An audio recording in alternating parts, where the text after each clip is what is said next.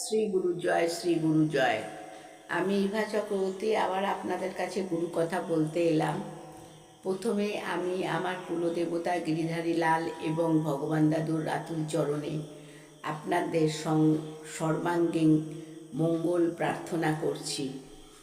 আজকে যে গুরু কথাটা বলবো সেটা ভীষণ সুন্দর। সুন্দর এই কারণে ভগবান দাদু তার যে বাণী দেন সেই বাণীর কিভাবে তিনি সত্যতা প্রকাশ করেন। কাকুরগাছি চিত্তরঞ্জন চ্যাটার্জি দাদা চাকরি করেন হাওড়া রেলের MSW সেকশনে। গুরু বলতে পাগল, যেখানেই শ্রীগুরু সঙ্গের উৎসব সেখানেই চিত্ত চ্যাটার্জি, তিনি যাবেনই। 1974 সালে এপ্রিল মাসে সারা ভারত রেল ধর্মঘটের পর থেকে অফিসের প্রশাসনের ব্যবস্থায় খুব পরিবর্তন ঘটেছে। সময় মতন হাজিরা এবং পূজার ছুটি ছাটার ব্যাপারে ভীষণ কড়াকড়ি চলছে। যখন তখন ছুটি নেওয়ার সুবিধে একদম বন্ধ হয়ে গেছে। যাই হোক, যেতে তো হবেই। দুদিনের ছুটি মঞ্জুর করিয়ে পলাশী চলে গেলেন এক ভক্ত সম্মিলনে যোগ দিতে। ওখানে আনন্দের হাট। অফিসের কড়াকড়ির কথা একদম ভুলেই গেলেন।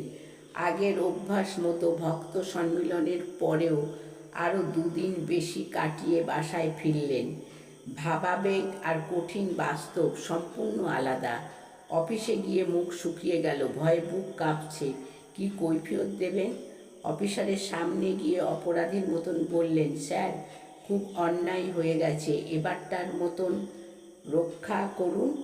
আমার ছুটির দরখাস্তে আরও দুদিন বাড়িয়ে দেওয়ার ব্যবস্থা করে দিন।